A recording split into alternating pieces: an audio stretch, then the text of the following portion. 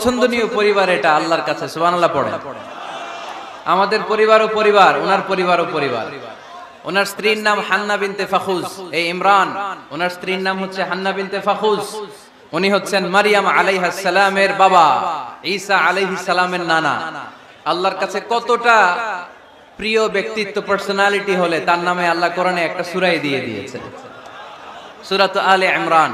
এভাবে আল্লাহ তাআলা নবীদের নামে সূরা দিয়েছেন, ওলিদের নামে দিয়েছেন। একজন নারীর নামে কোরআনে সূরা আছে, নারীটার নাম কি? জোরে বলেন কি নাম? কিশোরগঞ্জে মারিয়াম নামের মেয়ে আছে, নামটা কেমন লাগে? মারিয়াম নামটা রাখবেন।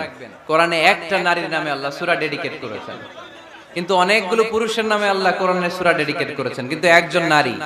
ব্যালেন্স হয় নাই, এজন্য ব্যালেন্স করার জন্য আল্লাহ তাআলা সব নারীদেরকে একসাথে করে সূরাতুন নিসা নাজিল করেছেন, যাতে সব নারীরা খুশি হয়। নারীদেরকে কিন্তু খুশি রাখতে হয়, ঠিক কিনা? ঘরে যে আমাদের স্ত্রীরা থাকে, এদেরকে যদি খুশি রাখতে না পারেন, ভেজাল আছে না নাই? রোজা রাখা লাগবে, ঘরের চুলায় আগুন জ্বলবে না, রান্না বান্না হবে না, ঠিক কিনা? এজন্য বিশ্বনবী সব সময় বলতেন ফাস্তাউসু বিন-নিসাই খায়রা, নারীদের সাথে ভালো আচরণ করো, কোমল আচরণ করো। নারীরা হচ্ছে কাচের গ্লাসের মতো। কাচের গ্লাস আস্তে করে ধরতে হয়, আস্তে করে রাখতে হয়, আস্তে করে মুছতে হয়। এটা নিয়ে জোর জবরদস্তি করলে এটা ভেঙে যায়, ঠিক কিনা? এজন্য নারীদের সাথে কোমল আচরণ করবেন, ভালোবাসার কথা বলবেন, আপনার স্ত্রীর কাছে আপনার ভালোবাসা প্রকাশ করবেন প্রাণ উজাড় করে। পারবেন? সবাই পারবেন তো? ওই যে ইয়াং ছেলেপেলেরা বিয়েই করে নাই, কয় জি পারমু, মানে আগে থেকেই রেডি। মাশাআল্লাহ, আল্লাহ তুমি কবুল করো। এই গার্লফ্রেন্ড বয়ফ্রেন্ড, এই পরকিয়া, এই বিবাহ বহির্ভূত কোনো সম্পর্কের সাথে আমরা নাই, ঠিক কিনা?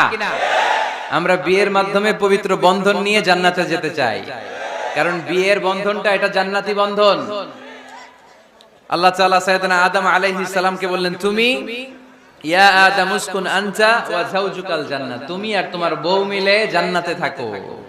তার মানে তাদের বিয়ে হয়েছিল জান্নাতে, আর বিয়ের সম্পর্কটা জান্নাতি সম্পর্ক। আলহামদুলিল্লাহ পড়েন। বিয়ের পরিস্থিতি, প্রিপারেশন এগুলোরে সহজ করে দিবেন, বিয়েকে কঠিন করবেন না।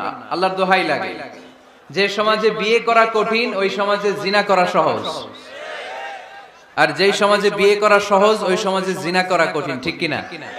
আপনি বাংলাদেশের উদাহরণে আসেন, বাংলাদেশে বিয়ে করা সহজ না কঠিন? কঠিন। 8 লক্ষ টাকা মোহরানা দেয়া লাগবে, এত টাকা পামু কই? কথা বলেন। কিন্তু পরকিয়া করা সহজ, অবৈধ সম্পর্ক বিল্ড আপ করা, গার্লফ্রেন্ড বয়ফ্রেন্ড সম্পর্ক রাখা, বান্ধবীরে বাদাম খাওয়ালে আপনার সাথে চলে আসবে, ঠিক কিনা? তার মানে অল্প পয়সায় এই হারাম সম্পর্কগুলোকে অর্জন করা যায়। আর বিয়ে করতে চাইলে বাবা বলে আগে নিজের পায়ে দাঁড়া। তো এতদিন কার পায়ে দাঁড়াইছে? কথা কি বুঝতে পারতেছেন? এজন্য কিশোরগঞ্জের ছেলের বাপ মেয়ের বাপ যারা আসছেন, বিয়েটারে সহজ করে দেন, সহজ করে দেন। এই উঠতি বয়সের